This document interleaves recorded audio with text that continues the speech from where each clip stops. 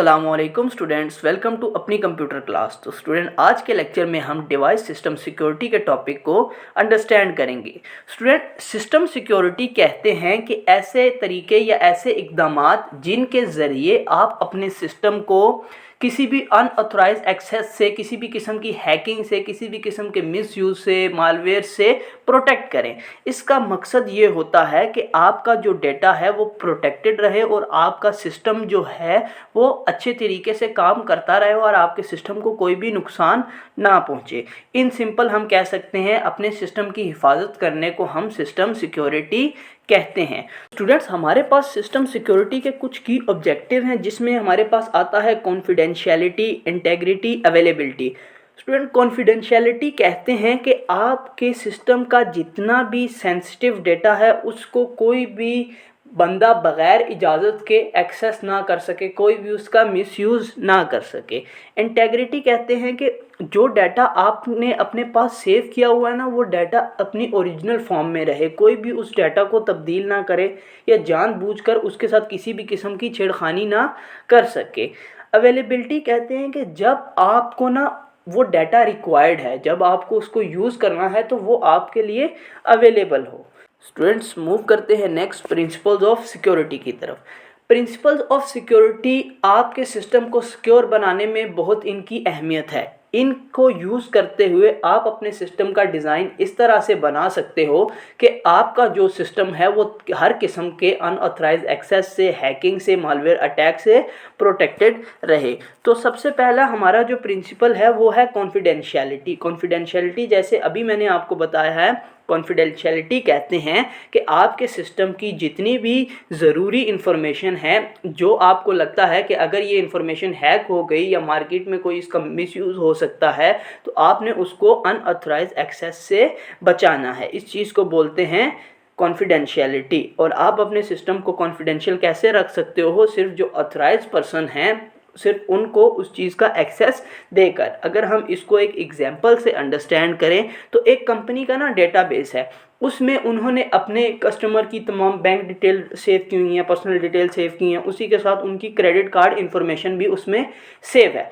अब जब कंपनी अपने कस्टमर्स की sensitive information like credit card information को अपने डेटाबेस में सेव करेगी तो वो उस डाटा को इनक्रिप्ट करके सेव करेगी। इनक्रिप्शन का स्टूडेंट आपको पता है, कहते हैं किसी भी इंफॉर्मेशन की एक फॉर्म से दूसरी फॉर्म में चेंज करने को हम इंक्रिप्शन कहते हैं।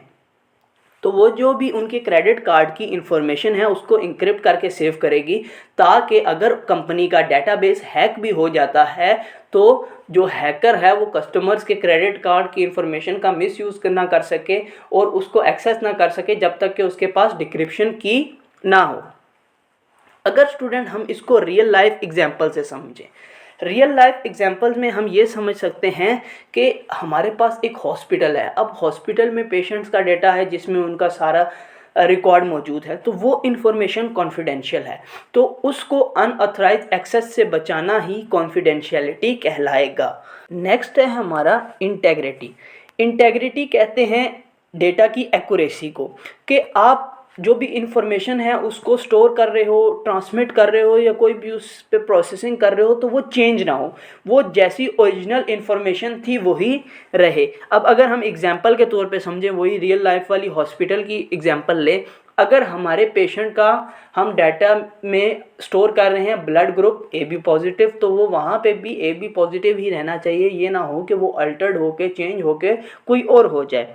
अगर बुक की एग्जांपल से समझें तो आप कभी भी किसी को ईमेल भेज रहे हो, कोई इंपॉर्टेंट ईमेल है, कोई कॉन्ट्रैक्ट वगैरह की ईमेल है, तो आप उसको अपने डिजिटल साइन के साथ भेजो। जब भी आप कोई चीज़ अपने डिजिटल साइन के साथ भेजोगे तो उसको चेंज करना मुश्किल हो जाएगा और उसका मिसयूज़ नहीं हो सकता। वो एक किस्म की स्टैंप लग जाएगी कि ये रेलिवेंट बंदे से हमें इंफॉर्मेशन आई है। तो स्टूडेंट, नेक्स्ट है हमारी अवेलेबिलिटी। अवेलेबिलिटी में हम ये चीज़ देखते हैं कि जब हमें उस सिस्टम से कोई उसको एक्सेस करने की ज़रूरत है, हमें उससे कोई भी डाटा चाहिए तो वो हमें मिल जाए। ठीक है, और हंगामी सूरत हाल में भी मिल जाए, ऐसी सूरत हाल में भी हमें डाटा मिल जाए कि हमारे सर्वर्स डाउन हैं और हमें डाटा चाहिए तो हमें डाटा मिल जाए। अगर हम एग्जांपल लें हॉस्पिटल वाली ही, कि अगर जो डॉक्टर्स हैं उन्होंने पेशेंट का रिकॉर्ड देखना है और सर्वर डाउन है, तो हमारे पास एक मल्टीपल सर्वर्स होने चाहिए जिनके ज़रिए हम उस डाटा को एक्सेस कर सकें और हमारे पास उसकी 24/7 अवेलेबिलिटी रहे, चाहे हमारा एक सर्वर डाउन भी हो जाए।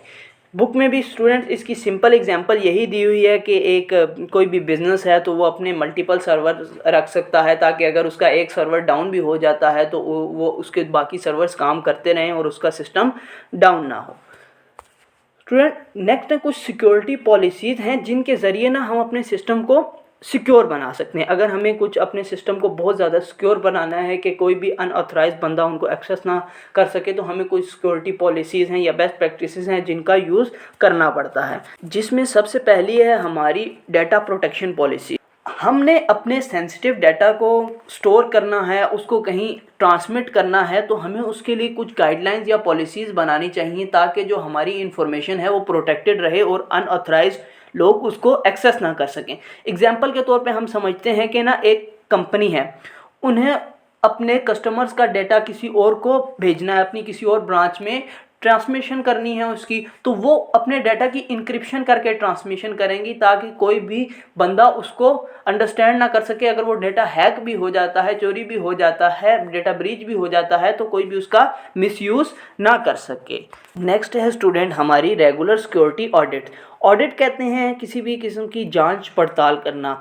तो आप अपने सिस्टम की या अपने नेटवर्क की ऑडिट कर सकते हो ताकि उसकी जो भी वल्नरेबिलिटीज़ हैं ना वो आइडेंटिफाई कर सको और आपकी जो सिस्टम है वो सिक्योरिटी स्टैंडर्ड्स को मैच कर सके। स्टूडेंट वल्नरेबिलिटीज़ कहते हैं वो वीक पॉइंट जिनके ज़रिए आपका सिस्टम हैक हो सकता है।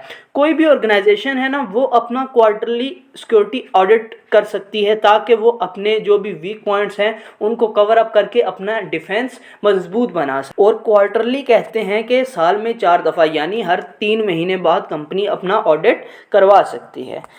नेक्स्ट है एम्प्लॉय ट्रेनिंग एंड अवेयरनेस, कि आप अपने एम्प्लॉयज़ को एजुकेट करो और उनको सिक्योरिटी रिस्क के बारे में बताओ कि अगर आप इस तरह से काम करते हो, अगर ये ह्यूमन एरर आता है तो इसकी वजह से हमारे डाटा को इस तरह से ख़तरा हो सकता है, हमारी कंपनी को, हमारे सिस्टम को इस तरह से ख़तरा हो सकता है, ताकि वो गलतियाँ ना करें और हमारा सिस्टम सिक्योर बना रहे।